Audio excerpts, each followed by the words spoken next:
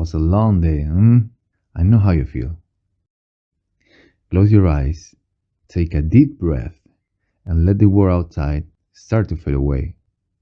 Welcome back to the mental lullaby. Tonight, we aren't just looking for rest. We're giving your mind the permission it needs to let go.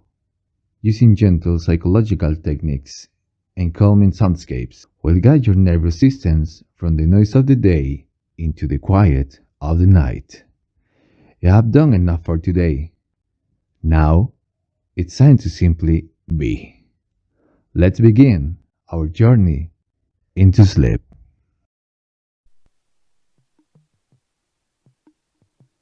The day Captain Soap MacTavish led Task Force 141 into hell to rescue Captain Price.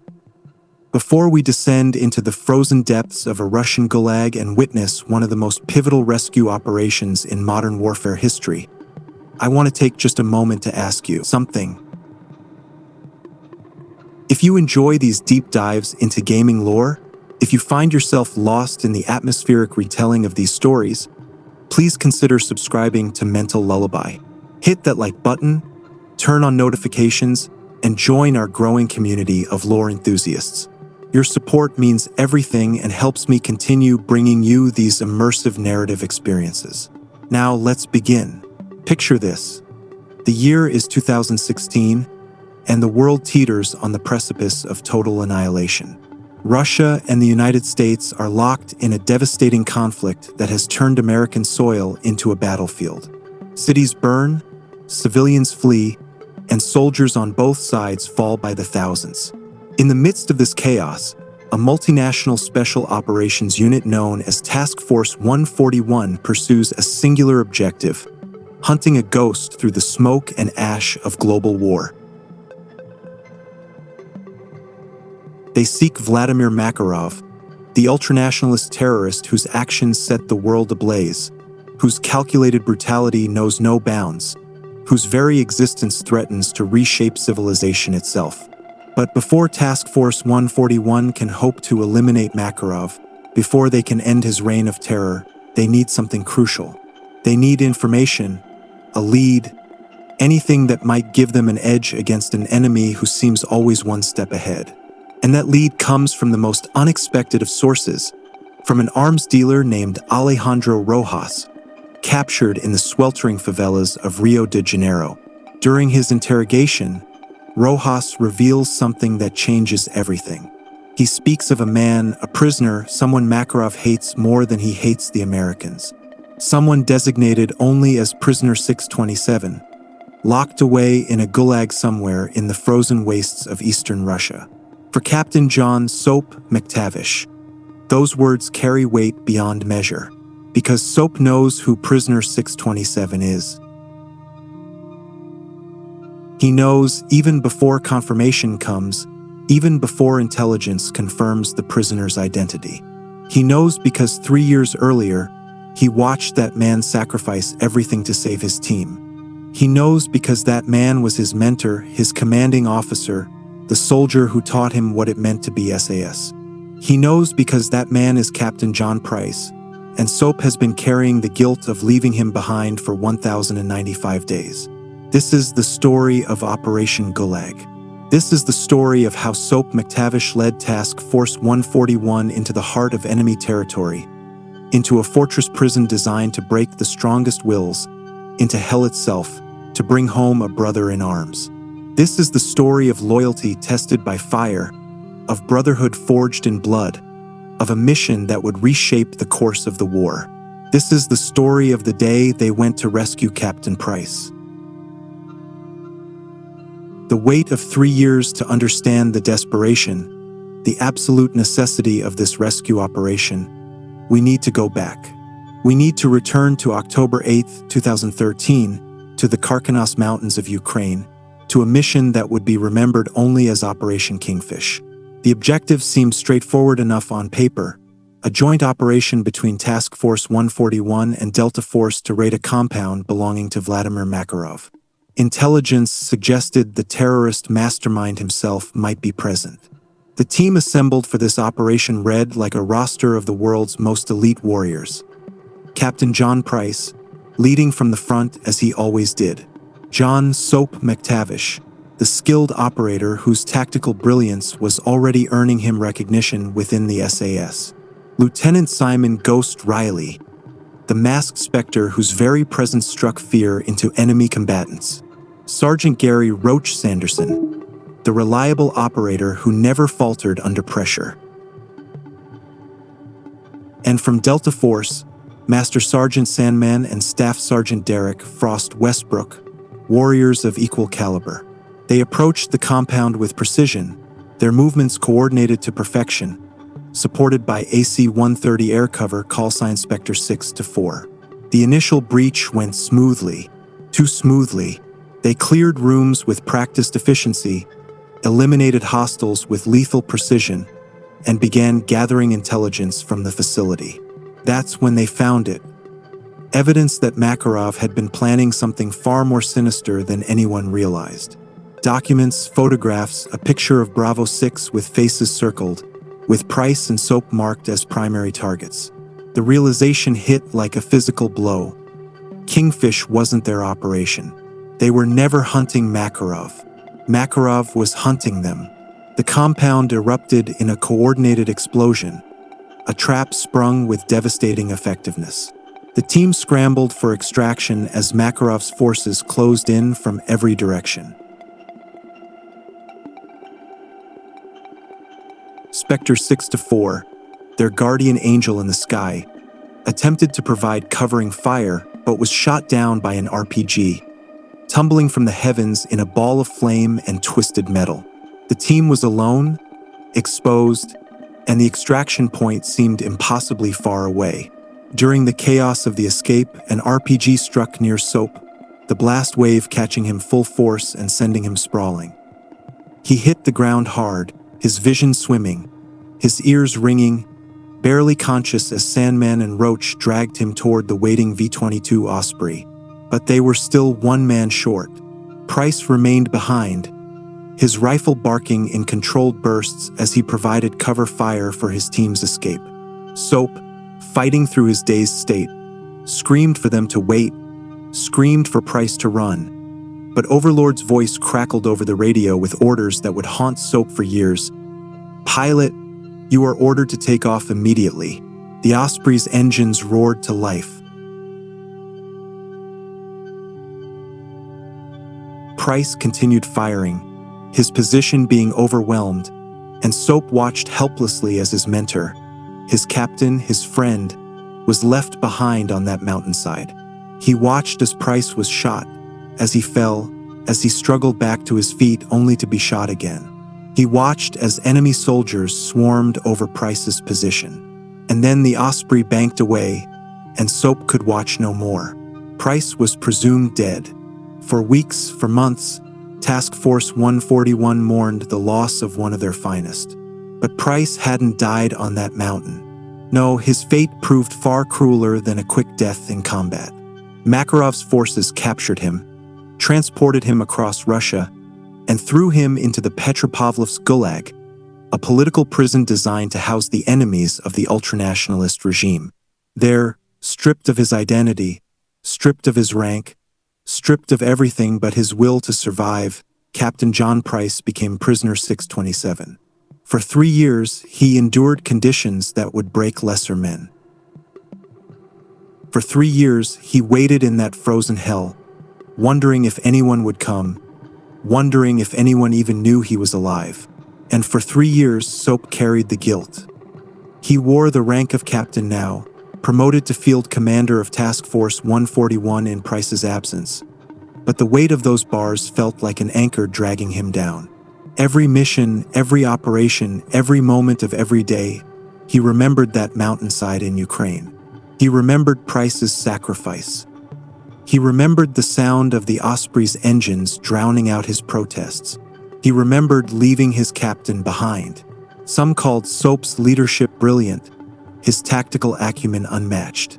They praised his cool head under fire, his ability to adapt to any situation. But Soap knew the truth. Every success felt hollow. Every victory felt incomplete. Because Captain Price was still out there somewhere and Soap had failed him. The guilt manifested in subtle ways at first. Soap pushed himself harder than ever, taking the most dangerous positions on missions, volunteering for the riskiest operations. Ghost noticed, of course. Ghost always noticed. He tried to talk to Soap about it, tried to tell him that Price's capture wasn't his fault, that he'd been unconscious, that he couldn't have changed anything. But Soap wouldn't hear it, couldn't hear it, because in his mind, in his heart, he should have done something, anything, to prevent that Osprey from leaving without Price aboard. Then came the mission to Rio de Janeiro. The hunt for Alejandro Rojas led them into the heart of the favela, through narrow streets and crowded rooftops, through a maze of hostile militia who would kill them without hesitation. They captured Rojas, interrogated him, and that's when everything changed. That's when Rojas, with blood running from his nose and fear in his eyes, told them about prisoner 627. Makarov hates this man, Rojas said, his voice shaking. Hates him more than he hates the Americans. He's locked away in the Gulag. That's all I know. Soap didn't need to hear more. He knew. In that moment, standing in that favela with gunfire echoing in the distance, he knew with absolute certainty that Price was alive. The knowledge hit him like electricity through his veins. 3 years of guilt, 3 years of wondering, 3 years of hoping against hope. And now he had confirmation. Captain Price lived, and Soap was going to bring him home. The impossible mission General Shepard authorized the operation with surprising speed. Perhaps he recognized the strategic value of rescuing a soldier with Price's experience and knowledge. Perhaps he understood that Makarov's hatred for Price made the captain a valuable asset in their hunt for the terrorist. Or perhaps, in some small corner of his calculating mind, Shepard felt the same debt of honor that drove Soap forward. Whatever his reasons, the order came down. Task Force 141 would infiltrate the Petropavlovsk Gulag and extract prisoner 627. But there was a problem. Actually, there were several problems, each one seemingly insurmountable. The Gulag sat on the eastern coast of Russia, a fortress prison carved from stone and reinforced with steel, designed to withstand assault from without and contain the most dangerous prisoners within. Its position made it nearly impossible to approach undetected. The facility had been built with defense in mind, every angle covered, every approach monitored. And to make matters worse, the Russians had turned the surrounding oil rigs into surface-to-air missile platforms, creating a defensive network that made aerial approach suicide. The Russian invasion of the United States complicated matters further.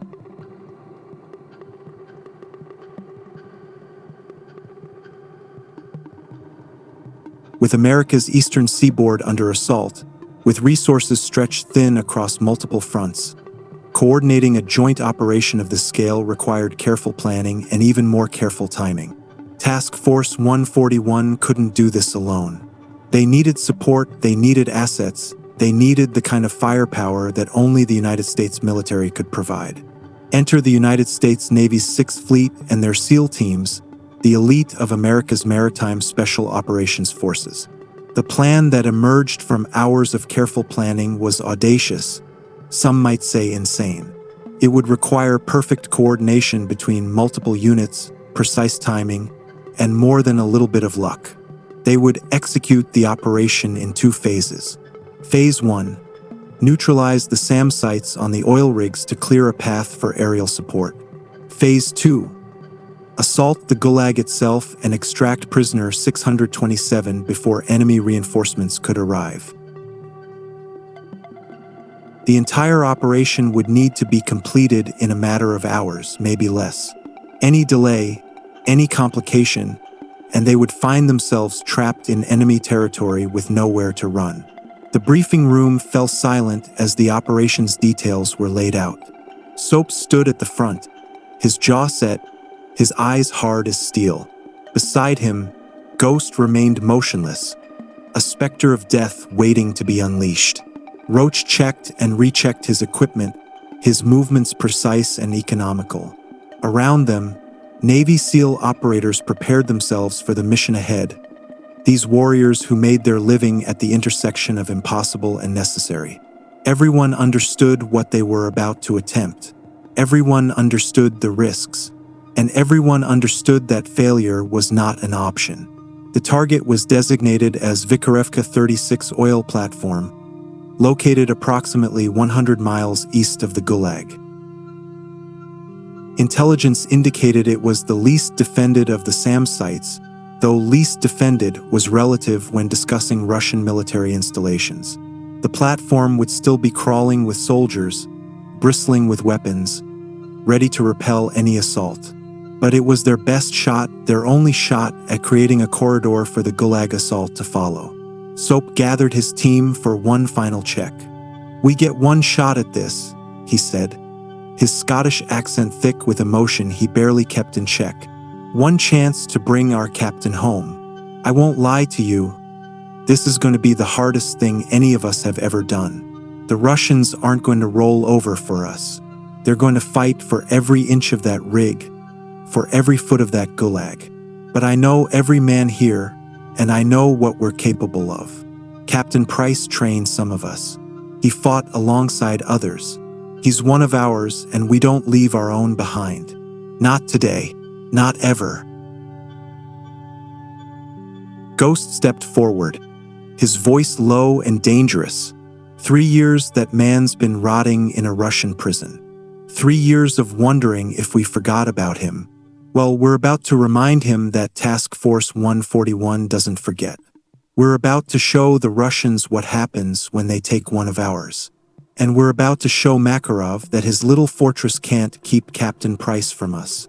The words hung in the air, heavy with promise and threat in equal measure. Around the room, weapons were checked one final time, ammunition counted and recounted, equipment tested and retested. These were professionals preparing for the most important mission of their lives, and they treated it with the gravity it deserved. They boarded the USS Chicago, a Los Angeles-class submarine that would carry them beneath the waves to their insertion point. The submarine's interior was cramped and claustrophobic, filled with the smell of oil and metal and men preparing for combat. As the Chicago dove beneath the surface, Soap found himself alone with his thoughts for the first time in days. He thought about Price, about the man who had taken a young sergeant fresh from selection and molded him into a warrior. He remembered the training exercises that left him exhausted but wiser. He remembered the live operations where Price's voice in his ear kept him alive.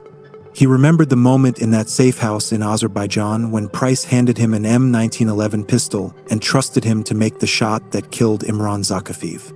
Price had believed in him then, had given him that chance, had trusted him with that responsibility. Now it was Soap's turn to believe, to take the chance, to prove himself worthy of that trust. The submarine pressed deeper into enemy waters, every mile bringing them closer to the point of no return. In the darkness of the deep ocean, with tons of water pressing down from above and the weight of responsibility pressing down from within, Soap made himself a promise. He would bring Price home. Whatever it took, whatever the cost, whatever he had to do or sacrifice or endure, he would not leave that Gulag without his captain. Not again. Never again. Into the storm, the oil rig rose from the ocean like a steel giant, its superstructure silhouetted against the dying light of the Russian sunset. From their position in the SEAL delivery vehicles, the small submersibles designed for covert underwater insertion, the assault team could make out the details of their target. Guard towers dotted the platform's perimeter, searchlights sweeping the water in regular patterns, the dark shapes of enemy soldiers visible even from this distance. The Russians had turned this oil platform into a fortress, and they were about to learn that even fortresses can fall. Roach controlled his breathing, conserving oxygen in the SDV's cramped interior, his mind focused on the mission ahead. Beside him, other Task Force 141 and SEAL operators made their final preparations, each man a study in controlled intensity. The plan called for them to approach the rig from below, using the platform's underwater supports as cover, breaching the structure from its most vulnerable point. The Russians would be watching the water's surface, watching the sky, watching every approach except the one directly beneath their feet. The SDVs surfaced in the rig's shadow, the operators emerging into the cold Russian air with weapons at the ready. Water streamed from their wetsuits as they moved with practiced efficiency, climbing the platform's lower levels with the silence of ghosts. The first Russian soldier never knew what hit him. Soap's suppressed weapon coughed twice, and the guard crumpled silently to the deck. Two more soldiers fell in quick succession, Ghost and a SEAL operator working in perfect synchronization. Within minutes, the assault team had established a foothold on the platform's lower level. But stealth could only carry them so far.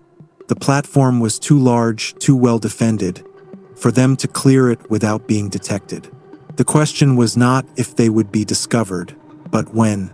They needed to rescue the hostages first, the civilian workers the Russians were using as human shields, before things went loud. Soap led the team up a level, moving through the platform's industrial intestines, past pipes and machinery and the constant thrum of generators. They reached the first hostage room, and Roach prepared a breaching charge while the others stacked up on the door. The charge detonated with a sharp crack, the door blowing inward, and the team flowed through the breach with practiced precision. 5 hostages, terrified civilians who'd been in the wrong place at the wrong time, cowered in the corner while 3 Russian soldiers spun toward the door. The Russians never got their weapons up. Task Force 141 eliminated them in a fraction of a second, 3 precise shots, 3 bodies hitting the floor. "Clear," Soap called out. "Get these people to the extraction point." They moved to the second hostage room, then the third, each breach executed with mechanical efficiency. But time was running out and Soap knew it. The Russians had to have noticed by now that their guards were going silent, that something was wrong.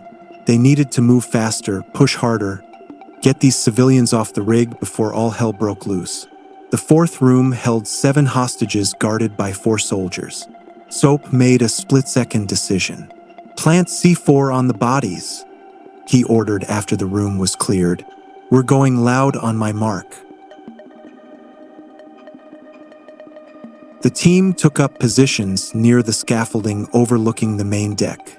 Below them, Russian soldiers moved in patrol patterns, unaware that death waited above.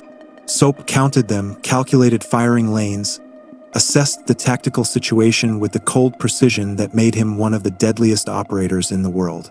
Ghost positioned himself at a support beam, his rifle scope trained on a cluster of enemies near a fuel depot. Roach crouched behind cover, his weapon ready, his breathing steady. The SEAL operators spread out, each finding optimal firing positions, each ready to unleash hell.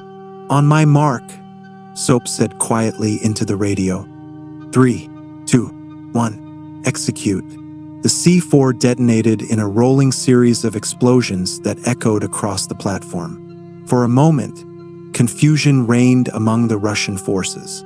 They didn't understand what was happening, didn't know where the attack was coming from. Then Task Force 141 opened fire from above, and understanding came too late. Russian soldiers fell like wheat before a scythe, caught in a perfectly coordinated ambush with no cover and no escape.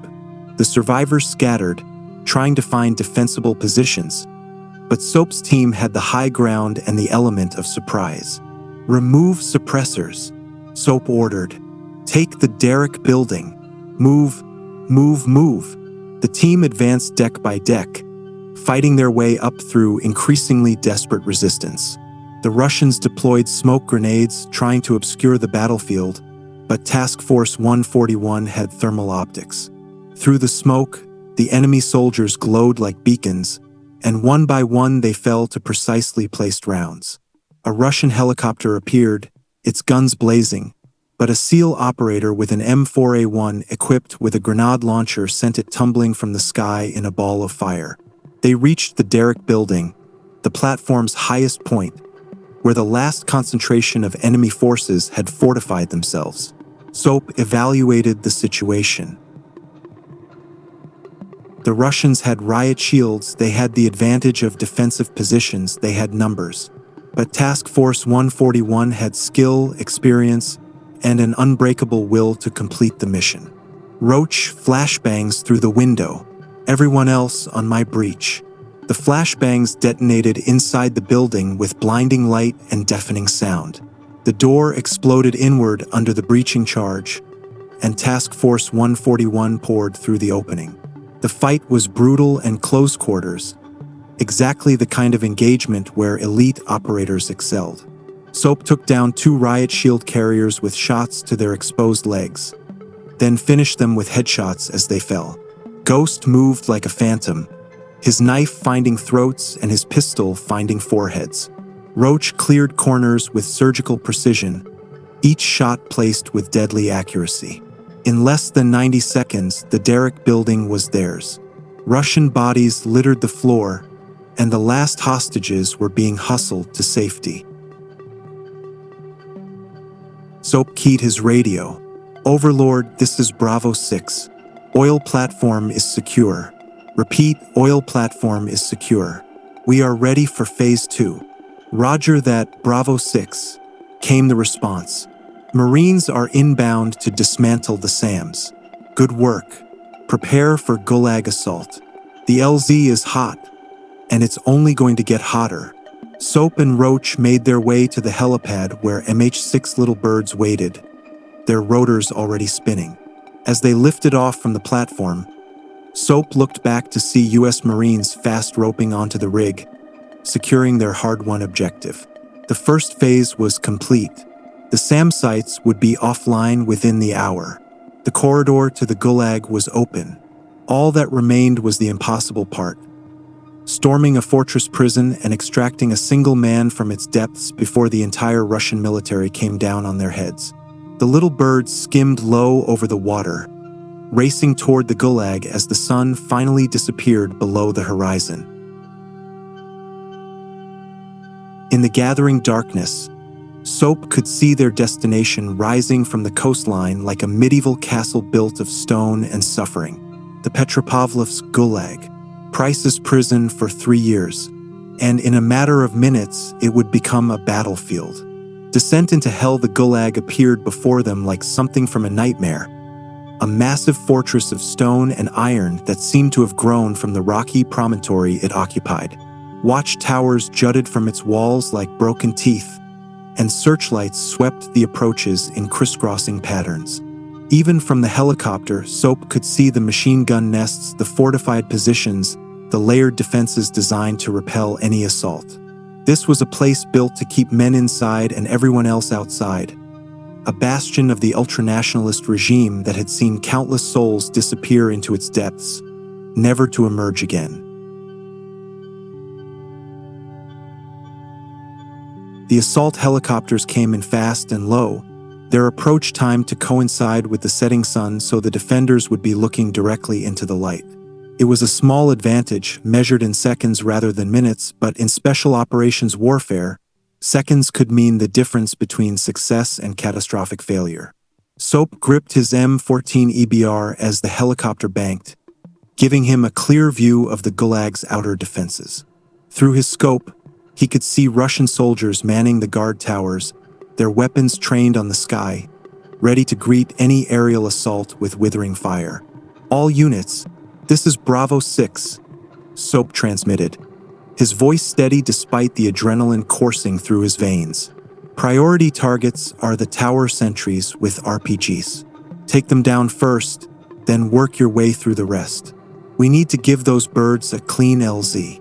The helicopters opened fire with their miniguns, the weapons roaring like angry gods as they chewed through the night. Soap joined in, his rifle barking in controlled bursts, each shot carefully aimed at the soldiers in the towers. One man with an RPG on his shoulder pitched backward, tumbling from his perch. Another tried to bring his launcher to bear on the helicopters but caught 3 rounds in the chest before he could fire. The tower sentries fell one by one, their bodies crashing to the ground or hanging limp against their fortifications. The little birds touched down inside the Gulag's outer courtyard, and Soap was moving before the skids hit the ground. All around him, Task Force 141 and Navy SEAL operators poured from the helicopters, their weapons up, their movements fluid and coordinated. The Russians occupying the courtyard had barely a moment to react before they were cut down by overwhelming firepower. Soap advanced with Ghost on his left and Roach on his right, the 3 of them moving like a single organism, covering angles and clearing threats with the efficiency of warriors who'd fought together through hell and back. Clear left, clear right, building ahead, multiple targets on the upper floors. The little birds provided covering fire from above, their miniguns suppressing the Russian positions on the higher levels. But staying in this killbox courtyard would be suicide. They needed to get inside, needed to use the Gulag's own structure as cover against its defenders. Soap spotted an entrance, a heavy door with red lights above it, and led his team toward it at a run. Bullets whipped past his head, struck the ground at his feet, ricocheted off stone walls. One of the SEALs behind him grunted and went down, hit in the leg. 2 of his teammates grabbed him and dragged him behind cover. "Keep moving," Soap shouted. "We don't stop until we have the captain." They reached the entrance and stacked up on the door.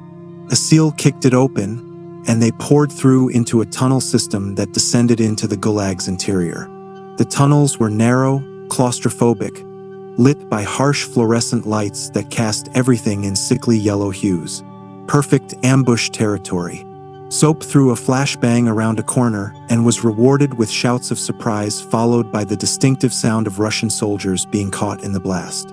Task Force 141 rounded the corner and eliminated the dazed enemies before they could recover. The tunnels led to a control room where Ghost peeled off from the main group. "I'll take the security systems," he said, his voice as cold and emotionless as ever. "Guide you through from here. Just follow my directions and try not to get yourselves killed." "Appreciate the vote of confidence, mate," Soap replied with a grim smile. "Don't mention it." Soap led what remained of his assault team deeper into the Gulag, following Ghost's directions through the maze of corridors and stairwells. They descended into what had once been an armory, a vast room filled with weapons racks and ammunition crates. Perfect, except that the Russians had the same idea. Enemy soldiers appeared at every entrance, trying to encircle them, trying to trap them in this killbox. "Riot shields," Roach called out. "Grab a riot shield." The team snatched up the heavy shields and formed a defensive line. Bullets pinged off the ballistic-resistant material as the Russians poured fire into the room. Soap crouched behind his shield, returning fire whenever he saw an opening, each shot carefully placed to maximize effect while conserving ammunition. They fought their way across the armory one agonizing foot at a time, shields absorbing punishment that would have killed them otherwise. A Russian soldier appeared on a catwalk above, his RPG aimed directly at their position. Soap's rifle was already coming up, muscle memory and training overriding conscious thought. The shot took the soldier in the throat before he could fire, and he toppled over the railing with his weapon still unfired. The team pushed through the far door and found themselves in a darker section of the Gulag, the power systems here either damaged or deliberately shut down. "Night vision, everyone," Soap ordered, flipping down his nods. The world transformed into shades of green, grainy and surreal, but infinitely better than trying to fight in total darkness. They descended into the cell blocks, Ghost unlocking doors remotely from his position in the control room. The cells were empty, or at least devoid of the living. Soap tried not to think about the human misery these walls had witnessed, tried not to imagine what Price had endured in this place for 3 years. There would be time for that later. Right now, he had a mission to complete. The Russians appeared at the end of a corridor, firing blindly into the darkness. Without nods, they were shooting at shadows and ghosts. Task Force 141 wasn't. The enemy soldiers fell in rapid succession, cut down by precisely aimed shots from opponents they couldn't even see. The team moved through the cell blocks with the inevitability of a tidal wave, clearing each section methodically, professionally, leaving no room for surprises or ambushes. They reached a platform overlooking a vast pipe room, steam venting from dozens of connections, the machinery creating a constant background roar that made communication difficult. Soap could see Russians taking up positions in the room below, waiting for them to descend. "Roach, you're up," he said, gesturing to the rappel point. Roach secured his line and dropped into the darkness, his descent controlled and silent. The others followed one by one, landing in the pipe room and immediately engaging the waiting enemy forces. The fight was chaos, muzzle flashes illuminating the steam-filled darkness in stroboscopic bursts. A Russian soldier lunged at Soap with a knife. Soap blocked the attack, countered with his own blade, and opened the man's throat in one fluid motion. Around him, Task Force 141 eliminated the opposition with ruthless efficiency. "This way," Ghost's voice crackled in Soap's ear. "Follow the pipes south. You're getting close." They moved through the pipe network, then emerged into a shower area. The space was large and tiled, designed to accommodate dozens of prisoners at once. Now it served as the final defensive line before prisoner 627's cell. Russian soldiers poured into the room, some carrying riot shields, others wielding assault rifles. Soap threw a flashbang, waited for the detonation, then led the charge. The shower room erupted into close-quarters mayhem. Soap went low, shooting at exposed legs beneath the riot shields, dropping defenders so his teammates could finish them. Roach flanked left, his weapon chattering in controlled bursts. A SEAL operator cooked a grenade and bounced it off a wall, the explosion catching 3 Russians who'd thought they were safe behind cover. The fight was brutal and desperate, both sides knowing this was the critical moment, the pivot point of the entire operation. After what felt like hours but was probably less than 2 minutes, the shower room fell silent except for the heavy breathing of the surviving Task Force 141 operators. Bodies littered the floor, steam still rising from the showers above, the tiles slick with blood and water. Soap reloaded his weapon with shaking hands, his ears ringing from the sustained firefight. "Ghost, where's the prisoner?" he demanded. "Through that hole in the floor," Ghost responded. "Down into the lower level." And Soap, the Navy's getting impatient. "They're about to commence bombardment whether we're clear or not." "Understood. We'll make it quick." Soap led his team through the hole in the floor, dropping into an access tunnel that looked like it hadn't been used in years. Dust covered everything, and the air tasted stale and old. At the end of the tunnel, they found a heavy door. Soap prepared a breaching charge. Everyone stacked up, and he detonated it with a pull of the cord. The door blew inward, and Soap rushed through, only to see a bearded man strangling a Russian soldier with his bare hands. The prisoner had his back to the door, his focus entirely on killing his guard. As the soldier went limp, the prisoner turned, saw the armed men in tactical gear, and his eyes went wide. He grabbed the dead soldier's AK-47 and brought it up, his movements those of a trained warrior even after 3 years in captivity.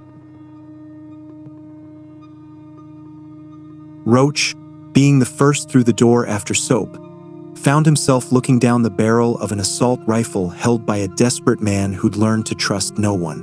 The prisoner punched Roach in the face, sending the sergeant sprawling, then stood over him with the weapon aimed at his head. And that's when Soap MacTavish aimed his own weapon at the prisoner and spoke a name he'd thought he might never say again. "Price." The reunion, the moment stretched into eternity. Captain John Price, designated prisoner 627 for the last 1,095 days, stood with an AK-47 pointed at Sergeant Gary Roach Sanderson's head. His beard was unkempt and wild, his prison uniform torn and stained, his eyes carrying a hardness born from 3 years in the darkness. Those eyes, sharp and dangerous despite everything, flickered between Roach on the floor and Soap with the weapon aimed at him. For 3 seconds that felt like 3 lifetimes, Price didn't recognize them. How could he? The last time he'd seen Soap MacTavish, Soap had been a sergeant being dragged to an evacuation helicopter, wounded and barely conscious. Now he stood there in captain's bars, leading his own team, his own mission. The transformation was so complete that Price's mind struggled to reconcile the memory with the reality standing before him. But then recognition dawned. Soap saw it happen, saw the moment when Price's eyes truly focused on him, when the captain looked past the tactical gear and the rank insignia and saw the young sergeant he'd once trained, the operator he'd fought beside, the friend he'd thought might have forgotten him. Soap! Price's voice was hoarse from disuse and harsh from the Gulag's cold air. The AK-47 lowered slowly, almost reluctantly, as if Price couldn't quite believe this wasn't some elaborate hallucination. Are you real? It's me, sir, Soap said, lowering his own weapon and stepping forward. We're here to bring you home. Price stared at him for another moment, and Soap could see the captain's jaw working, could see him fighting to maintain the iron control that had kept him alive through 3 years of hell. Then Price's face cracked, just for a moment, a flash of emotion so raw and powerful that it made Soap's chest tight. Relief, joy, disbelief, and something else. Maybe hope, maybe the first real hope Price had felt in 3 years. You came, Price said simply. Of course we came, Soap replied. We don't leave our own behind. Not ever. Not you. The moment was broken by Ghost's voice crackling urgently in their ears. Soap, I've got movement topside. The Russians are organizing a counterattack, and the Navy just radioed that they're commencing bombardment in 3 minutes. You need to move now. Understood. Soap turned to Price. Sir, we need to go. The Navy's about to level this place. Price nodded, then looked down at Roach, who was still on the floor rubbing his jaw. Sorry about that, son. Thought you were Russian. No harm done, sir, Roach croaked, accepting Ghost's hand to pull himself upright. Good to have you back. They moved back through the access tunnel, Price keeping pace despite his weakened condition. His movements still those of an elite operator even after 3 years of imprisonment. As they emerged into the shower room, the first Navy shells began falling. The entire Gulag shook like a building in an earthquake, chunks of ceiling raining down, the lights flickering and dying. This way, Soap shouted over the bombardment. Straight through to the courtyard. They ran through the Gulag's corridors as the world came apart around them. The Navy bombardment was methodical and devastating, each shell striking with pinpoint precision, systematically reducing the fortress to rubble. A massive explosion to their right sent a wall collapsing inward, and Soap had to drag Roach back from the debris cloud. Another shell struck above them, and for a heart-stopping moment, Soap thought the entire ceiling was coming down on their heads.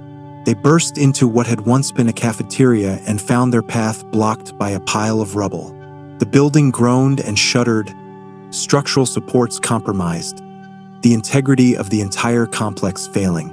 Soap looked around desperately, searching for another way out, but there wasn't one. The bombardment had cut them off from their planned extraction route. Up, Price yelled, pointing to a hole in the ceiling. Through there and pray the next level hasn't collapsed. They climbed through the debris, hauling each other up, fighting against time and gravity and the Navy shells that continued to fall. The next level was half destroyed, but Price led them with absolute certainty. his knowledge of the Gulag's layout proving invaluable even now. They reached what remained of an outer wall just as another shell struck the building's far side. The impact threw them forward. Roach went down hard, a chunk of concrete catching him across the shoulder. Soap felt the building shift beneath him, felt the stone and steel beginning its final collapse. They were out of time and out of options. Ghost screamed something in his ear about the Navy refusing to cease fire, about how they were going to die in this collapsing nightmare if they didn't do something. Price pushed past Soap and kicked out the remains of a window, revealing the courtyard beyond. In the distance, Soap could see a Pave-Low helicopter hovering, its lights cutting through the dust and smoke. But it was too far and they were too high, and there was no way to reach it before the building came down. Unless Soap pulled a flare from his vest and ran to the broken window. He popped the flare and held it high, waving it in wide arcs, a beacon of desperate hope in the chaos. The Pave-Low's pilot saw it almost immediately.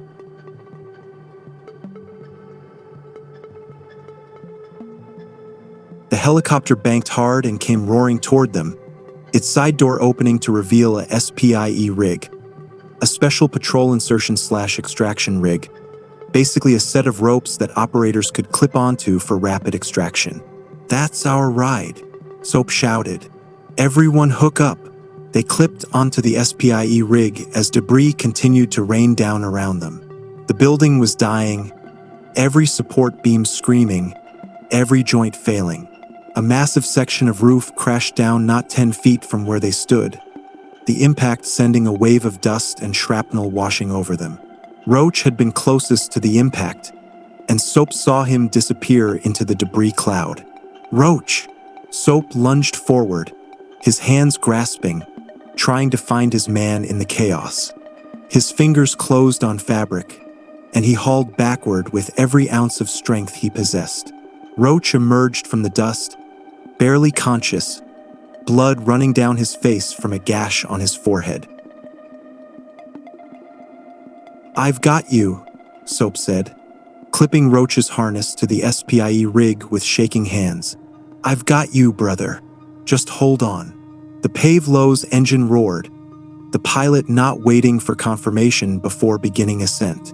They lifted into the air just as the building gave one final groan and collapsed inward, the entire structure folding in on itself like a house of cards.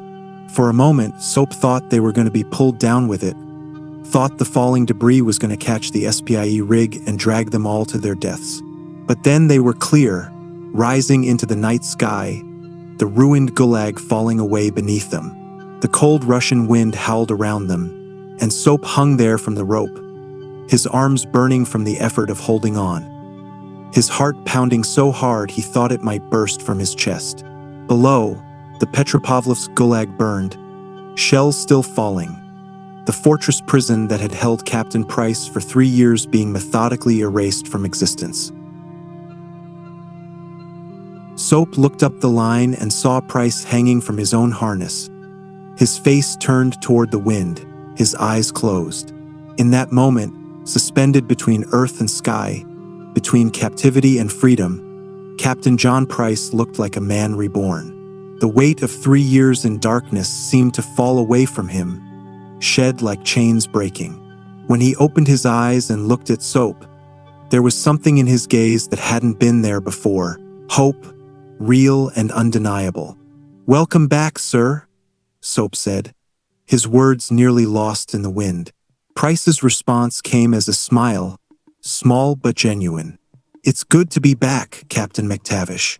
Captain MacTavish, not Sergeant." Price had noticed the rank insignia, acknowledged it. In that moment, hanging from a helicopter's extraction rig with a prison burning below them, Soap felt the weight of 3 years' guilt finally begin to lift from his shoulders. He'd done it.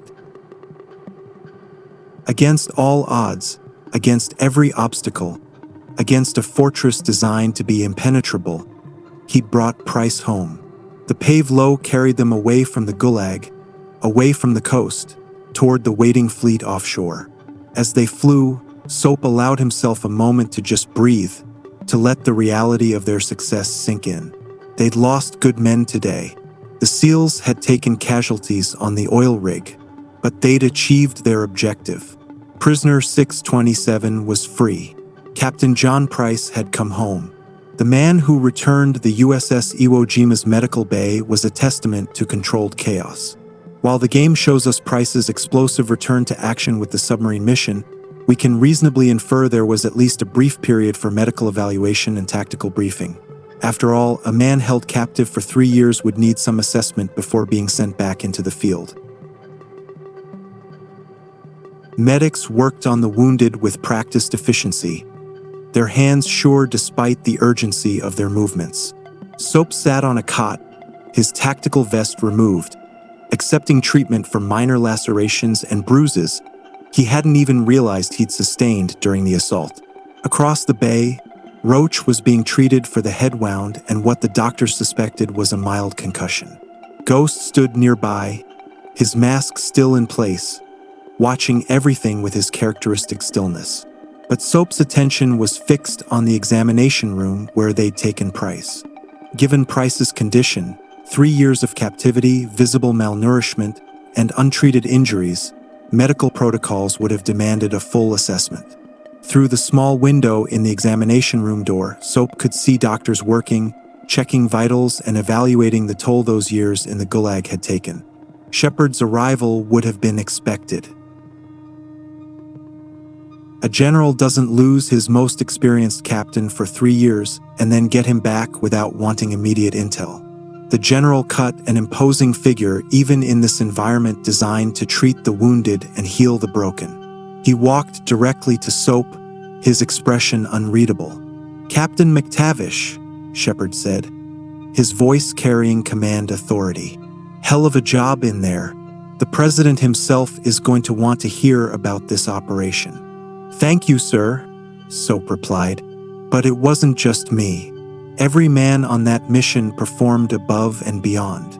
Shepard's eyes flickered toward the examination room, a commander assessing his newly recovered asset. "How is he?" The doctor's preliminary assessment couldn't have been encouraging. Malnourished, dehydrated, signs of prolonged exposure to cold, old injuries that had never properly healed. But Soap knew Price. "He's tough, sir. Tougher than anyone I've ever known. He'll recover." "Good. We're going to need him." Shepard's expression hardened. Makarov is still out there, MacTavish. And with Price back in the picture, we have a chance to end this once and for all. The captain knows things, has insights into how Makarov thinks. That knowledge could be the difference between winning and losing this war. The examination room door opened, and Price emerged, now wearing borrowed naval fatigues. Despite the visible toll his imprisonment had taken, Captain John Price still moved with the confidence of a soldier born for warfare. His eyes found Soap immediately. What passed between Price and Shepard in that moment would have been professional. A debriefing on the invasion of the United States that had occurred during Price's captivity, information about Makarov's continued activities, the tactical landscape Price needed to understand. When Shepard mentioned the Zakhaev airport massacre that triggered the Russian invasion, Price's response was exactly what you'd expect from a man who'd been hunting Makarov before his capture. Cold acknowledgement followed by renewed determination. After Shepard departed with orders to rest and prepare for the next phase, Price stood with his team, the men who'd risked everything to free him from captivity. The moment held weight. "So," Price said, breaking the silence with characteristic directness, "World War III breaks out while I'm in a cell. Anything else I should know?" The conversation that followed would have covered the essentials: how Task Force 141 had functioned in his absence, Soap's promotion to captain, the hunt for Makarov that led them to the favela and eventually to prisoner 627. Price listened, processed, and began planning his next moves with the tactical mind that made him legendary. What matters is what came next, what we know happened. Price didn't waste time on rest or rehabilitation. Within days, he was already planning something audacious, something that would change the course of the entire war. The return to battle, here's what we know for certain. Price didn't ease back into operations. His first mission after the rescue was contingency, infiltrating a Russian submarine base to launch an EMP strike over Washington, D.C. This wasn't a coincidence. Price understood that ending the Russian invasion of American soil had to come before they could properly hunt Makarov. The EMP was extreme, yes, it destroyed the International Space Station and crippled infrastructure, but it stopped the Russian advance cold. This suggests Price made a controversial decision to go rogue almost immediately after his rescue, understanding that Shepard's conventional approach wasn't moving fast enough. While Shepard wanted to pursue Makarov directly, Price likely recognized that fighting a two-front war against both the Russian military and Makarov's terrorists would be unsustainable. With the EMP successful and the Russian invasion halted, Task Force 141 could finally focus entirely on Makarov. Intelligence pointed to two potential locations: a safe house on the Georgian-Russian border and an aircraft boneyard in Afghanistan. The two-pronged assault that followed Price and Soap to Afghanistan, Ghost and Roach to Georgia, led directly to the mission known as Loose Ends. This is where everything changed. The Georgian safe house held a treasure trove of intelligence about Makarov's network. Ghost and Roach secured it all, called for extraction, and that's when General Shepard revealed his true colors. He personally executed both men and seized the intelligence for himself. Based on what Price later pieced together, Shepard had been using Task Force 141 from the beginning, and the DSM likely contained evidence that would have exposed his corruption. The betrayal fractured Task Force 141 completely. Soap and Price were declared fugitives, hunted by the very military they'd served. "That bastard," Price said, his voice shaking with rage. "That bloody bastard. He used us. Used all of us." But there was no time for grief, no time for processing the betrayal. They had to survive first, had to escape the boneyard with both Shepard's and Makarov's forces trying to kill them. They fought their way out through sheer determination and skill, found Nikolai waiting with his helicopter, and escaped into the unknown as fugitives from the very forces they'd sworn to protect. The hunt for Shepard was short and brutal. They tracked him to Site Hotel Bravo, his secret command base, and launched a one-way assault with the full knowledge that they might not survive. But they had to try. For Ghost, for Roach, for all the soldiers who died believing Shepard was worth following. The final confrontation was violent and personal, ending with Soap near death from a knife wound and Price beaten within an inch of his life. But Soap, even wounded, even dying, managed to pull Shepard's knife from his own chest and throw it with the last of his strength. The blade caught Shepard in the left eye, killing him instantly. Justice of a sort had been served. Price and Soap escaped Site Hotel Bravo, rescued once again by Nikolai, now fugitives but alive and together.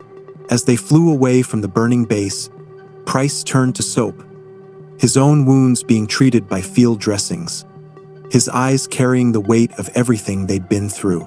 "You saved my life back there," Price said. "Again." "We're even then, sir," Soap replied, his voice weak from blood loss. "You saved mine in the Gulag.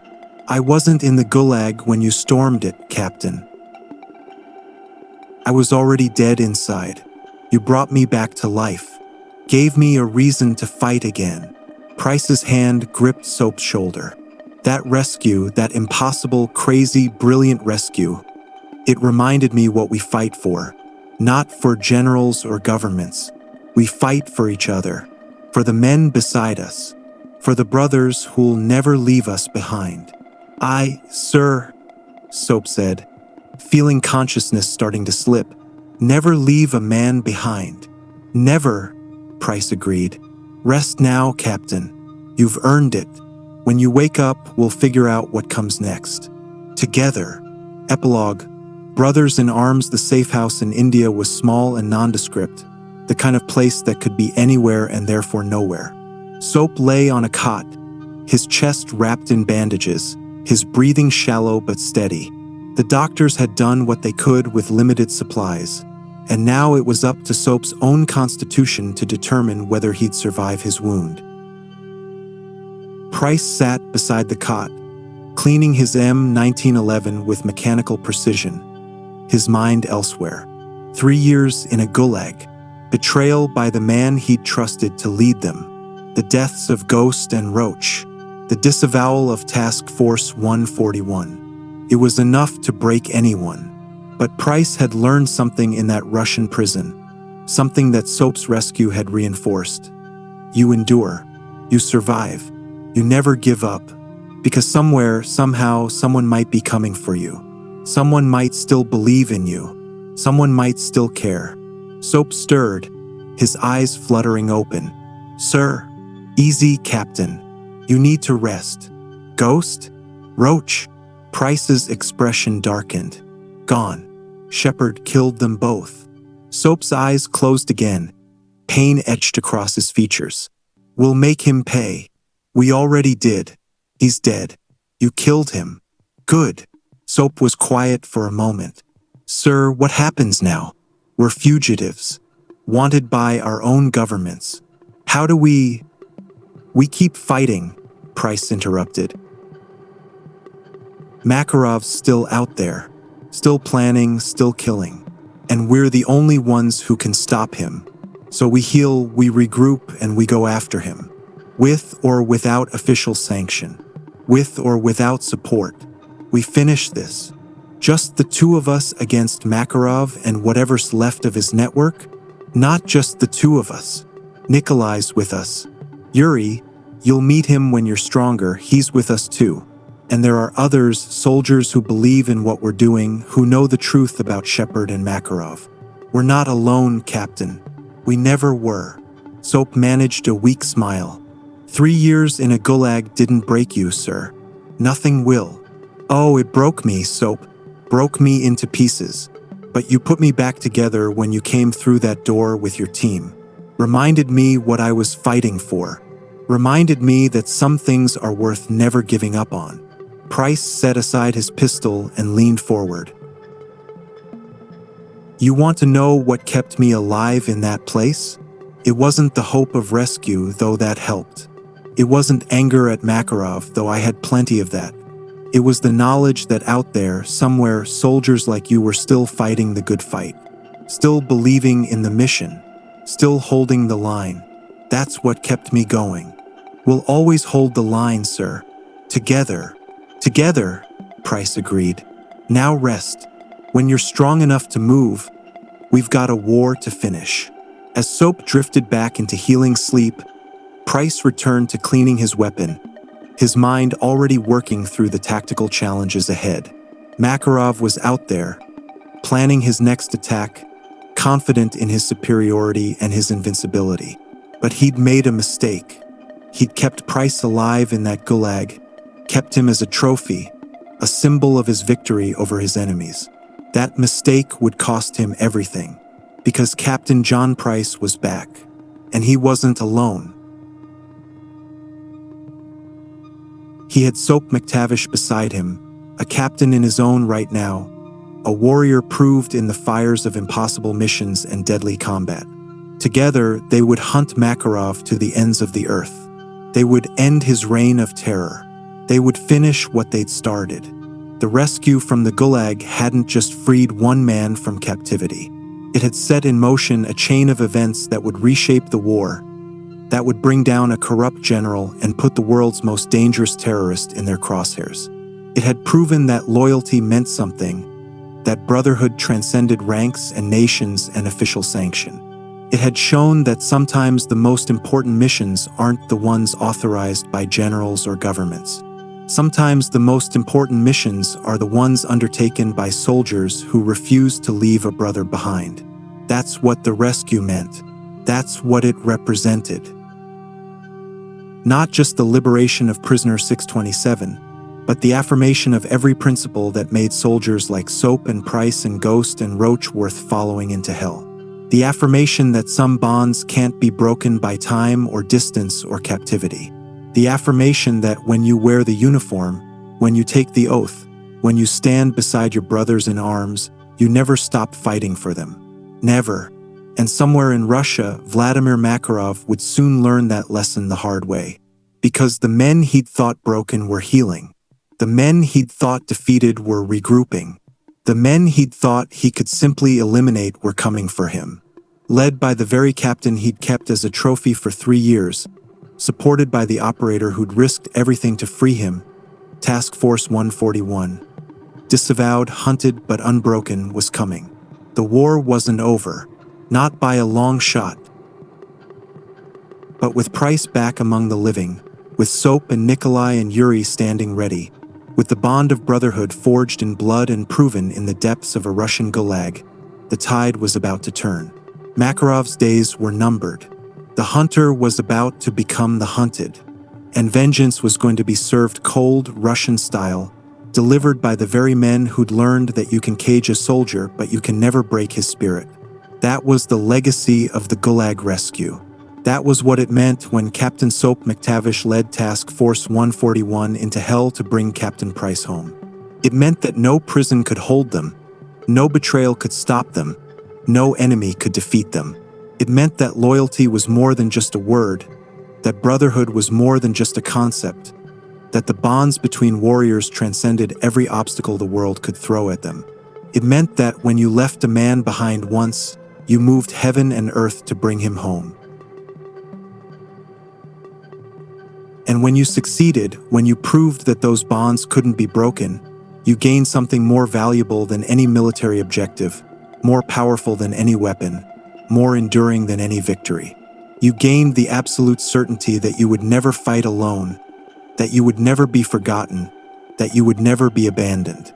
That's what Price found when he looked up from strangling a Russian guard and saw Soap MacTavish standing in that doorway. That's what Soap felt when he heard Price's voice for the first time in 3 years. That's what every member of Task Force 141 carried with them into every mission, every firefight, every moment of danger. The knowledge that they were brothers in arms, and brothers never left brothers behind. Closing, and that, my friends, is the story of how Captain Soap MacTavish led Task Force 141 into hell to rescue Captain Price from the Petropavlovsk Gulag. It's a story of loyalty tested beyond measure, of brotherhood proven in the crucible of impossible odds, of warriors who refused to accept defeat, even when the world told them their mission was suicide. If you enjoyed this deep dive into one of Call of Duty's most iconic missions, if you found yourself transported to that frozen Russian fortress alongside Soap and his team, if you felt the weight of 3 years of guilt lifted when Price and Soap were reunited, then please consider subscribing to Mental Lullaby. Hit that like button, share this video with fellow fans of military gaming lore, and join our community of people who appreciate these immersive storytelling experiences. In future videos, we'll explore more stories from the modern warfare universe and beyond. The tales of sacrifice and heroism, of betrayal and redemption, of soldiers who became legends.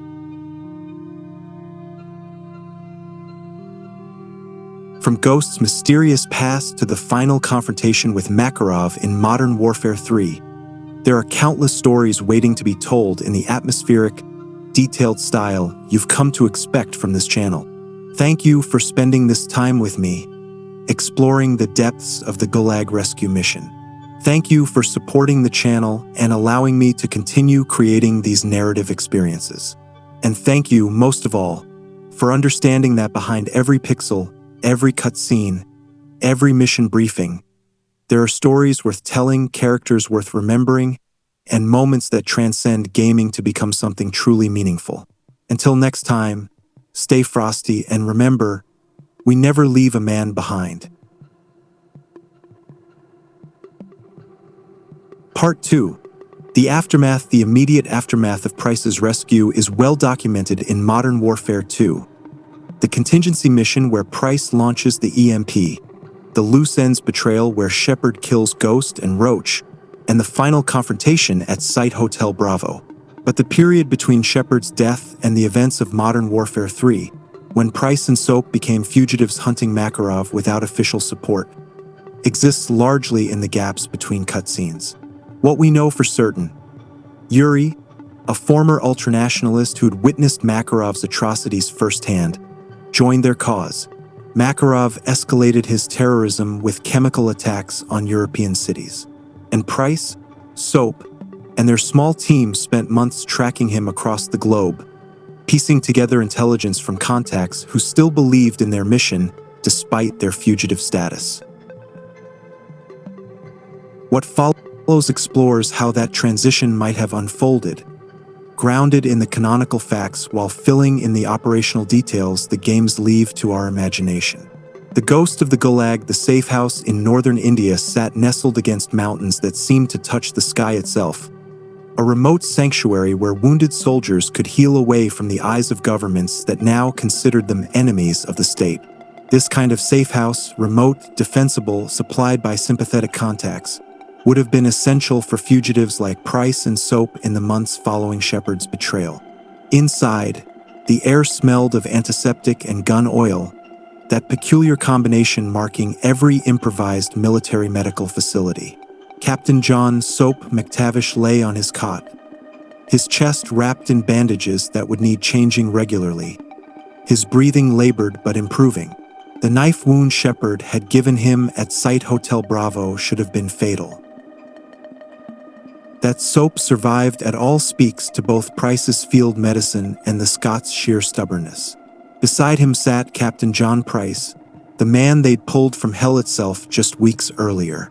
Price had gained some weight back, the gauntness that marked his Gulag years slowly fading as proper nutrition worked its restorative magic. His beard was trimmed now, his hair cut to military regulation, his bearing returning to that of the elite operator he'd always been. But there were changes that went deeper than the physical. His eyes carried shadows that hadn't been there before Operation Kingfish, a hardness born from 3 years of captivity that no amount of freedom could fully erase. The two captains sat in comfortable silence, that particular quiet that exists between warriors who've shared combat and survived together. Price cleaned his weapons with the meditative focus of a man for whom the ritual had become both therapy and preparation.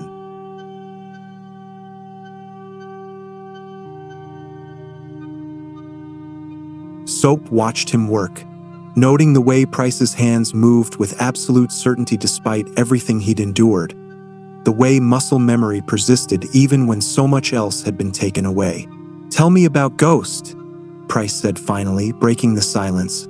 "Shepard's report mentioned him, but I need to hear it from you. What kind of operator was he?" Soap's expression tightened at the mention of their fallen comrade. "The best, sir. Absolutely the best. Silent as death, precise as a surgeon, loyal as they come. Wore a skull mask that made him look like something out of a nightmare. Enemies feared him. Allies trusted him. He was everything we needed him to be. And Shepard killed him." Price's voice was flat, emotionless, but Soap could hear the fury beneath the surface. "Killed him and Roach both, after they'd done everything right. After they'd recovered the intelligence that could have ended Makarov. I shot them both, then burned their bodies." Soap's hand went unconsciously to his chest, to the bandages covering the wound where Shepard had stabbed him. "They trusted him, sir. We all did. He was supposed to be one of the good ones." Price set down the weapon he'd been cleaning and looked directly at Soap.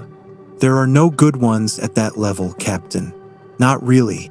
Generals don't get to where Shepard was by being good.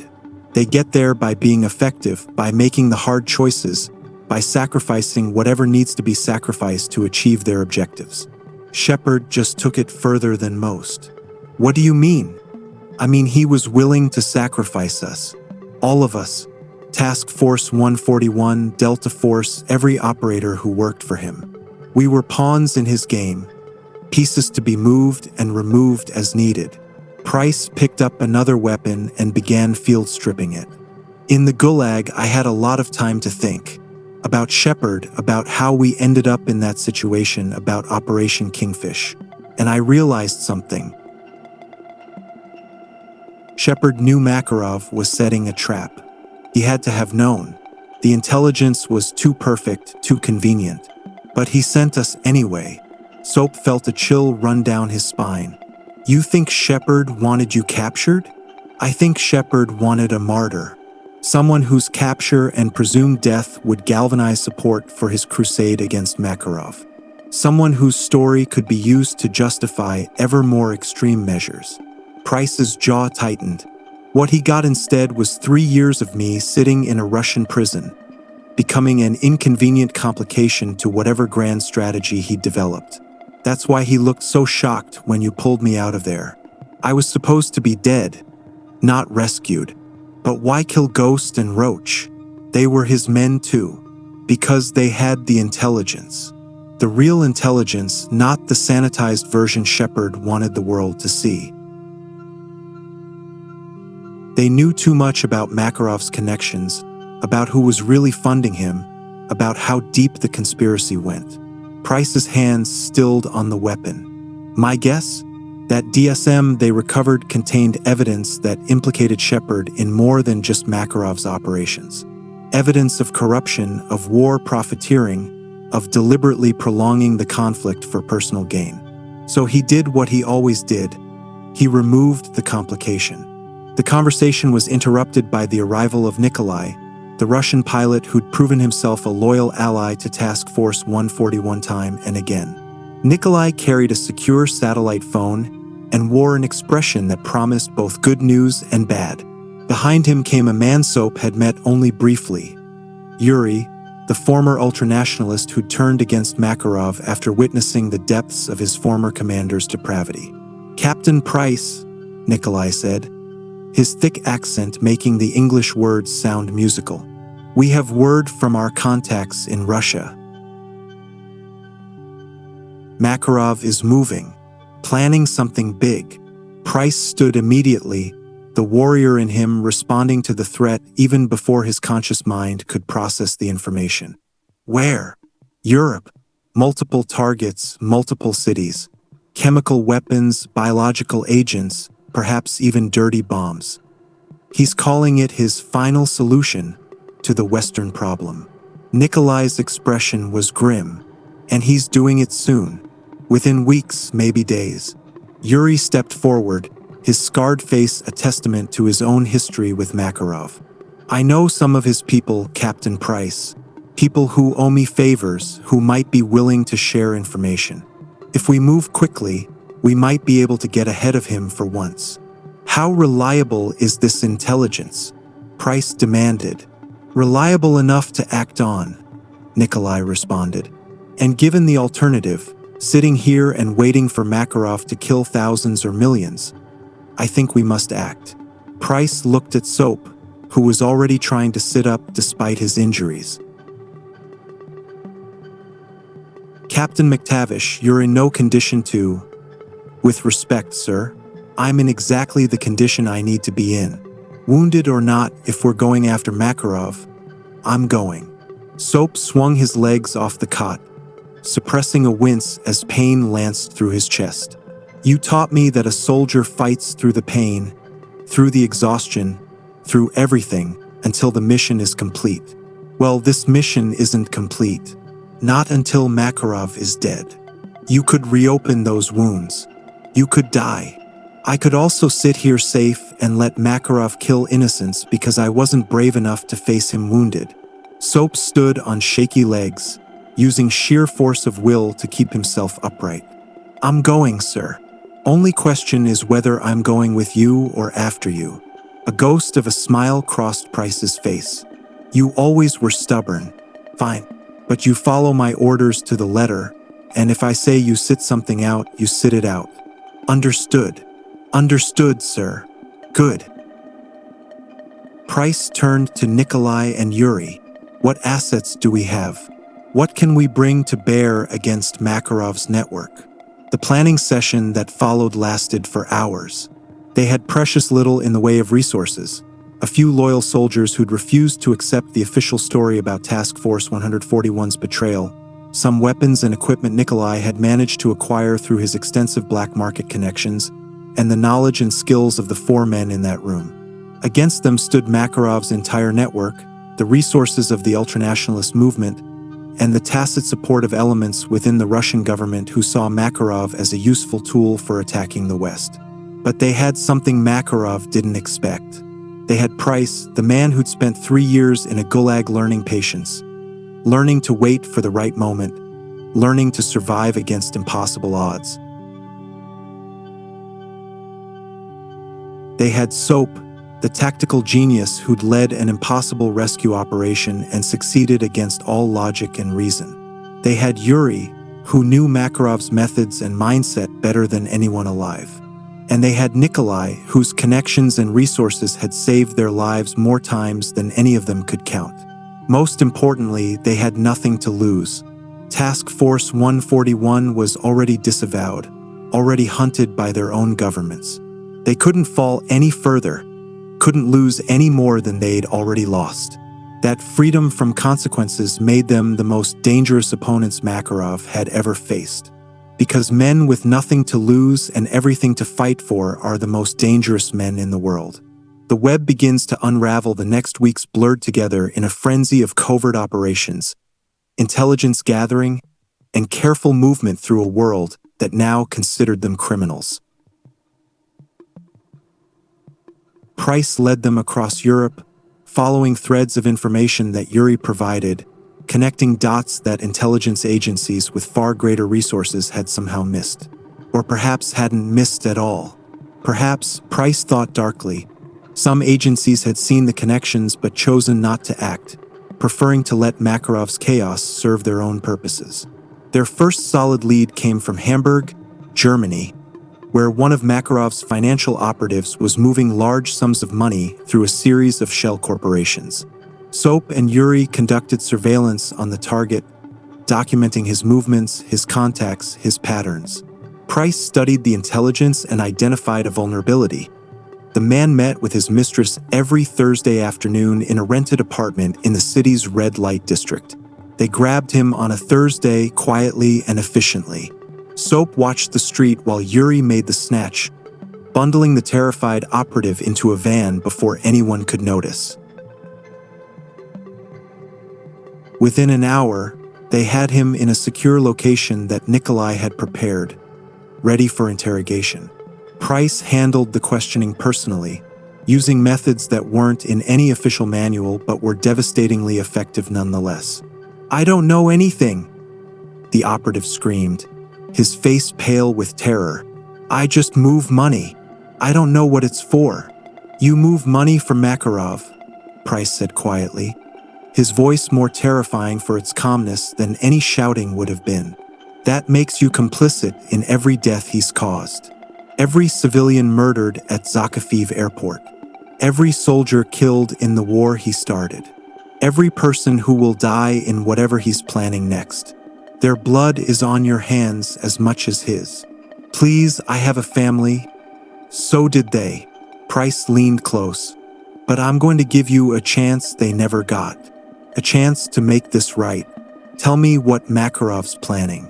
Tell me where he's moving his resources.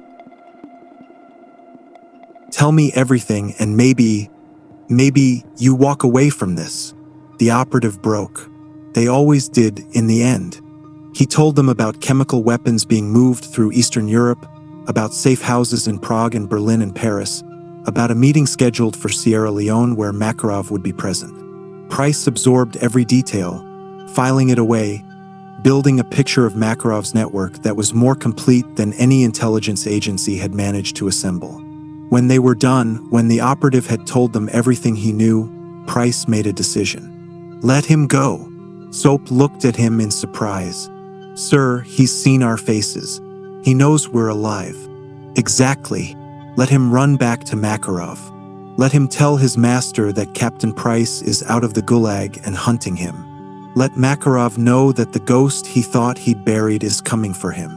Price's smile was cold as a Russian winter. "Fear is a weapon, Captain, and I want Makarov to fear." They hit the safe houses next, coordinated strikes across 3 countries executed with surgical precision. Each operation yielded more intelligence, more pieces of the puzzle. Price was relentless, driving them forward even when exhaustion threatened to overwhelm them. Soap understood the urgency. They were racing against time, against Makarov's timetable for whatever horrific attack he was planning. The Prague operation proved particularly valuable. They found evidence that Makarov was planning to use chemical weapons in 5 European capitals simultaneously: London, Paris, Berlin, Rome, and Madrid. The attacks were scheduled for the G20 summit, when world leaders would be gathered in London, ensuring maximum political impact alongside the massive civilian casualties. It was vintage Makarov. Brutal, effective, and designed to inflict not just physical damage but psychological trauma on an unprecedented scale. "We need to warn someone," Soap argued as they studied the intelligence. "MI6, the CIA, someone with the resources to stop this. Who's going to believe us?" Price countered. "We're wanted war criminals, remember? Officially, we're traitors who murdered General Shepard. Anything we say will be dismissed as the desperate lies of fugitives trying to save themselves. Then what do? We stop it ourselves." Price pointed to a notation in the documents they'd recovered. "Makarov's personally overseeing the London operation. He'll be there in the city making sure everything goes according to plan. That's our chance. We take him down, we stop the attack, and we end this." Yuri shook his head. "It's a trap, Captain. Makarov knows you're hunting him now. He's counting on you coming after him. He'll be ready." "I know." Price's expression was grim. "But we don't have a choice. If we don't stop him, millions die. And that's not something I can live with." They began planning the London operation with the understanding that it might well be a one-way trip. Makarov would have his entire network activated, would have layers of security, would have prepared for every contingency. Going after him on his home ground, during an operation he'd spent months planning, was tantamount to suicide. But as Soap looked around at his companions, Price, who'd survived 3 years in hell and come back stronger. Yuri, who'd betrayed everything he'd once believed in to stop a monster. Nikolai, who'd risked his life time and again for people who weren't even his countrymen. He realized they were all already dead men walking. They'd accepted their fate the moment they chose to fight on after being disavowed.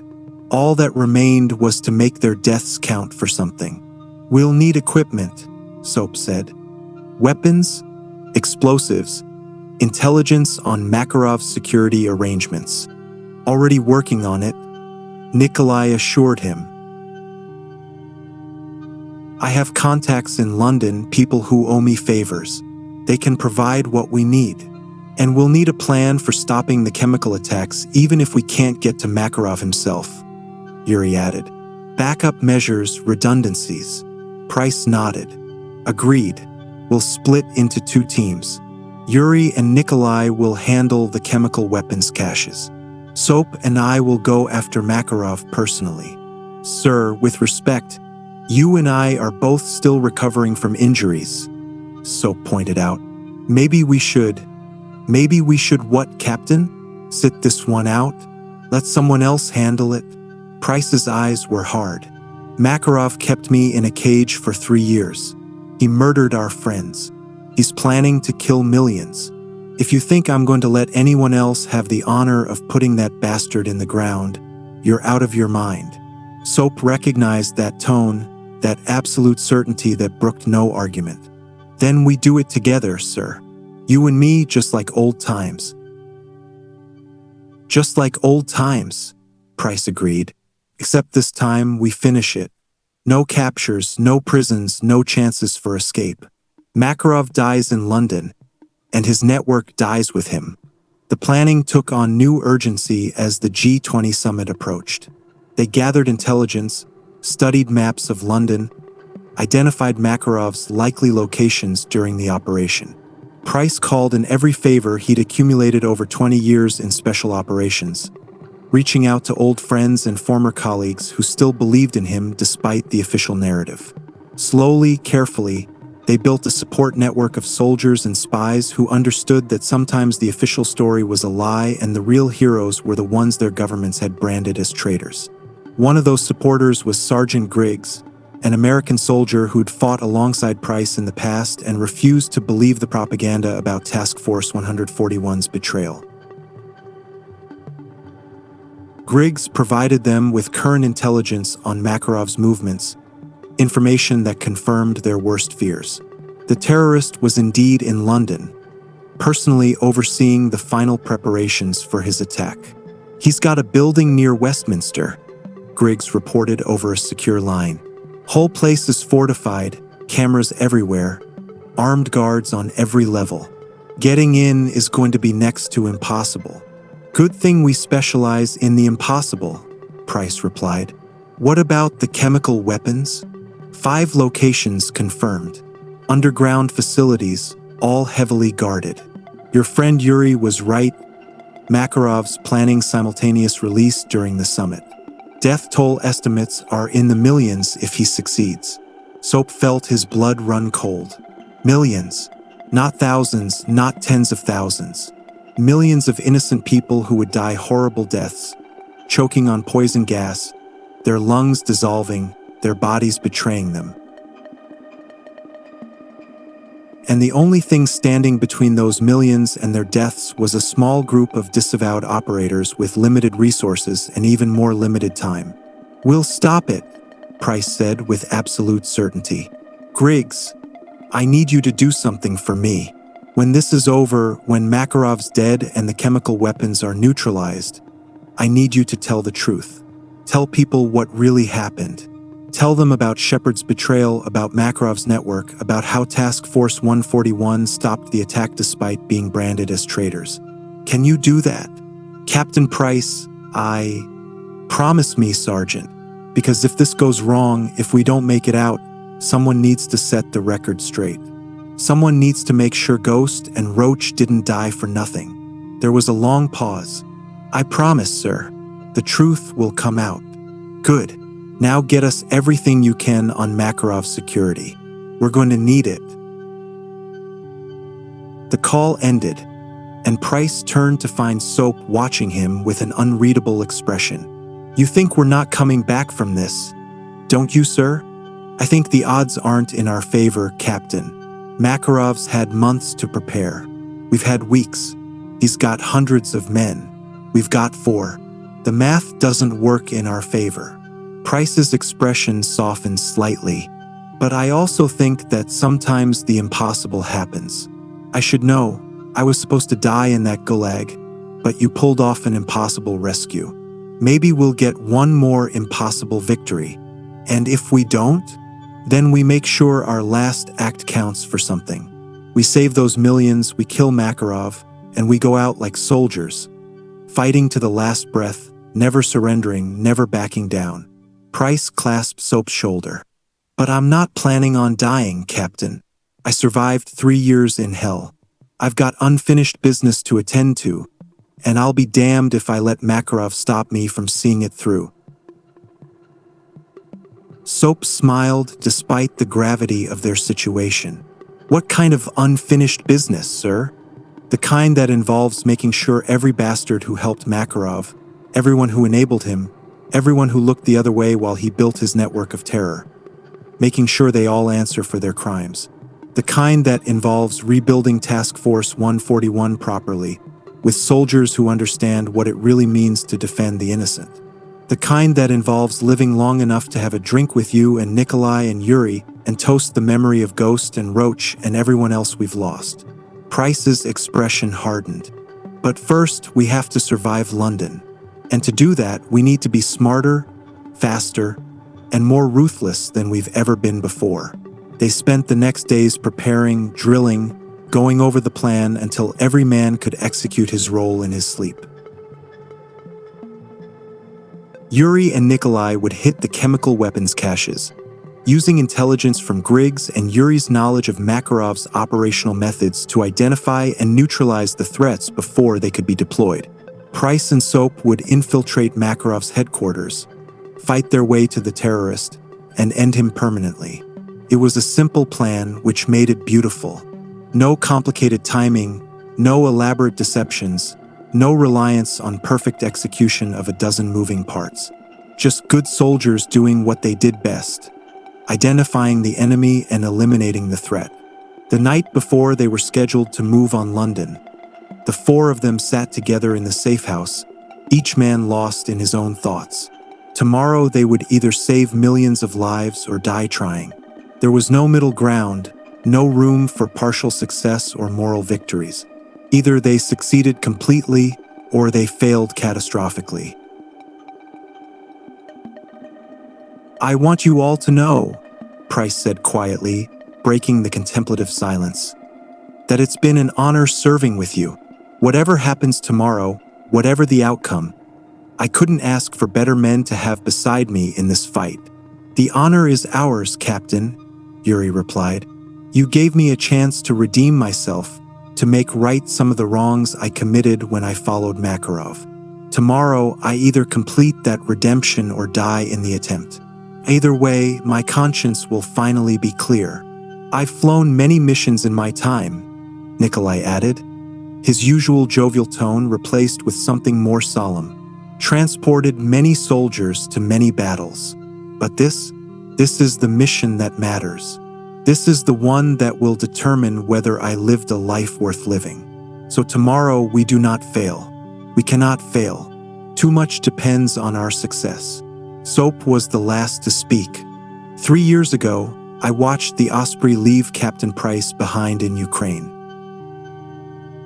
For 3 years, I carried that guilt, that failure.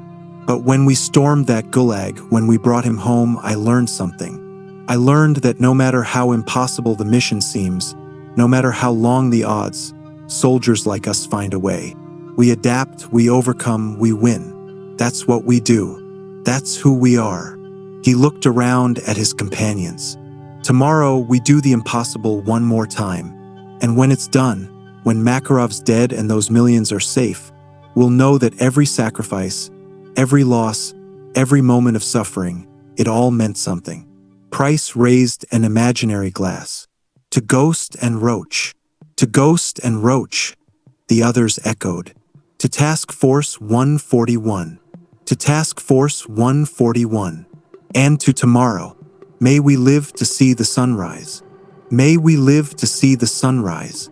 Outside the safe house, the world continued its rotation, oblivious to the small group of warriors preparing to save it from a threat it didn't even know existed. Somewhere in London, Makarov was making his final preparations, confident in his superiority, certain of his victory. And somewhere between those 2 points, fate was aligning the pieces for one final confrontation. The ghost of the Gulag was coming for him. And this time, there would be no cages, no prisons, no mercy. Only justice delivered by the very man Makarov had thought broken and buried. Captain John Price was about to remind the world why they'd called him one of the best. The London operation, the city sprawled before them, a vast metropolis of steel and glass and stone that pulsed with the life of millions. London had stood for 2,000 years, had survived Roman occupation and Viking raids, had endured the Black Death and the Blitz, had persisted through every threat the ages could muster. Now it faced perhaps its greatest test, and the city didn't even know it. Price and Soap moved through the streets like ghosts, their civilian clothes allowing them to blend with the crowds, while concealed weapons gave them the capability to respond if discovered. The G20 summit had turned London into an armed camp, security checkpoints everywhere, police and military personnel on every corner.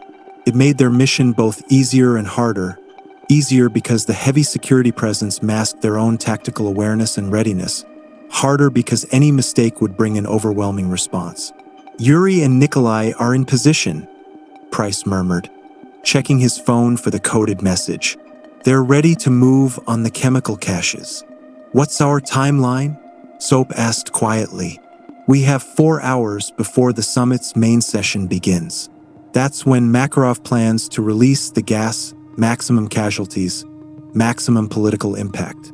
So we have 4 hours to find him and end this.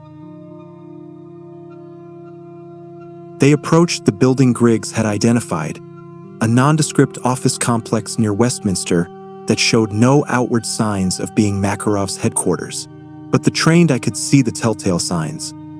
Cameras positioned to cover every approach, security personnel trying too hard to look casual, the subtle reinforcement of the ground floor windows that suggested the building was hardened against assault. "How do you want to play this, sir?" Soap asked. "Direct assault is out. Too many civilians, too much risk of Makarov escaping in the chaos. We need to get inside quietly, locate him, and eliminate him before his people know we're there." Price studied the building's facade. "There's a maintenance entrance in the alley behind the building.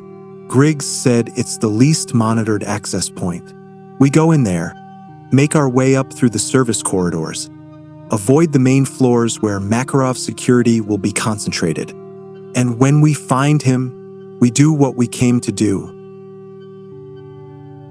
Price's expression was carved from granite. No speeches, no dramatic confrontations, no chances for escape or negotiation. "We put him down fast and hard, then get out before his network can respond." They circled around to the alley, moving with the confidence of men who belonged there, who had every right to be where they were. The maintenance entrance was secured with an electronic lock, but Soap had it bypassed in under 30 seconds, his training and experience making short work of security measures designed to stop ordinary criminals. The interior of the building was dimly lit, utilitarian spaces meant for janitors and maintenance workers rather than the executives and terrorists who occupied the upper floors. Price led the way, his suppressed pistol drawn and ready, each corner cleared before they advanced. They moved through the building like water flowing downhill, following the path of least resistance, avoiding contact whenever possible. On the 3rd floor, they encountered their first complication, 2 of Makarov's guards conducting a routine patrol. There was no time for elaborate takedowns or clever diversions. Price simply stepped around a corner, placed 2 shots into each guard with the precision of a surgeon, and continued moving before the bodies hit the floor. Soap dragged the corpses into a storage closet, buying them a few more precious minutes before the alarm would be raised. They ascended through the building, eliminating isolated guards with ruthless efficiency, each kill quick and silent. Soap counted 8 men down before they reached the 7th floor, where Griggs's intelligence suggested Makarov would be directing the operation. The service elevator opened onto a corridor that led to the building's executive suite, and Price held up a fist to halt their advance.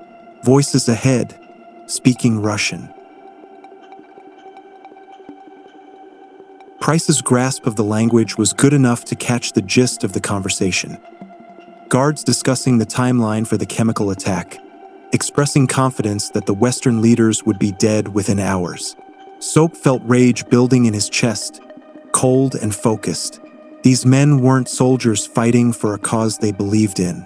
They were murderers preparing to kill millions of innocent people for ideology and revenge. 3 targets, Price whispered after risking a glance around the corner. "Standard patrol pattern. On my mark, we take them together. You left, I'll take center and right." Soap nodded, checking his weapon one final time. Price counted down silently with his fingers. 3, 2, 1, mark.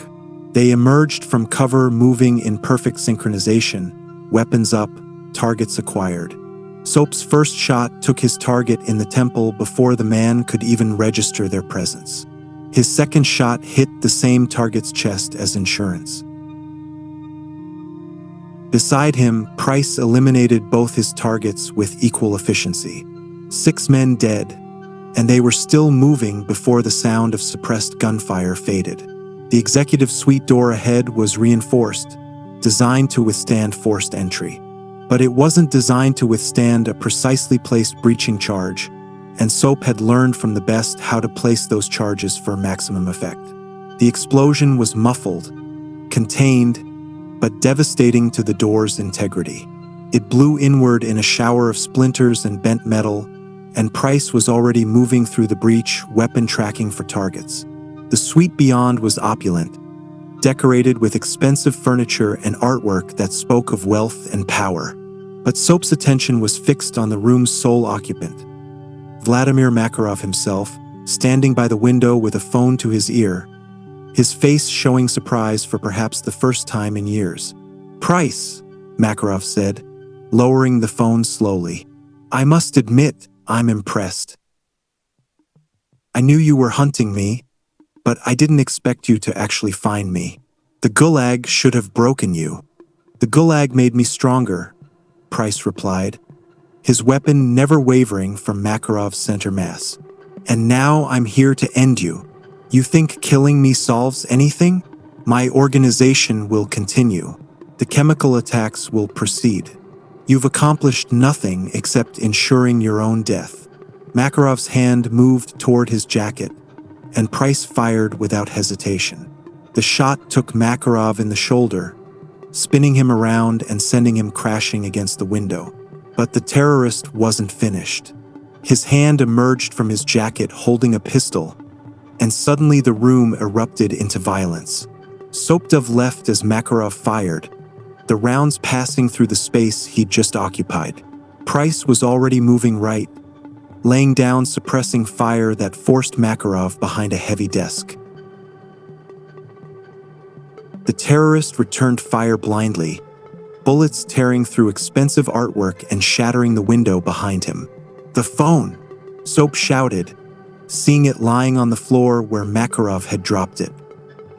He was calling his people. "They'll be here any second. Then we finish this now."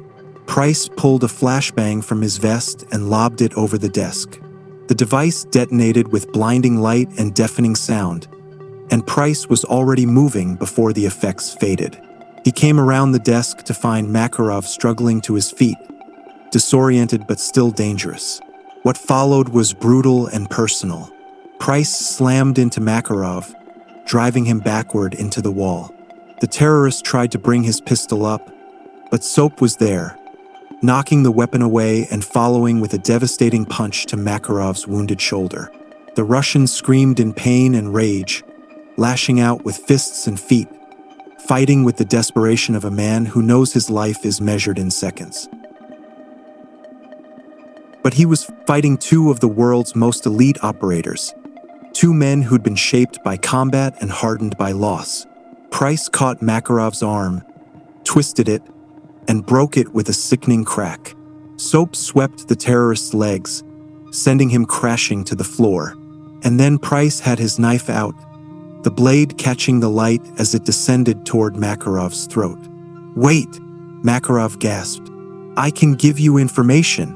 Names, locations, everything you need to know about my organization." "I don't need your information," Price said coldly, "and I don't negotiate with terrorists." The knife fell, and that, my friends, is the story of how Captain MacTavish led Task Force 141 into hell to rescue Captain Price from the Petropavlovsk Gulag.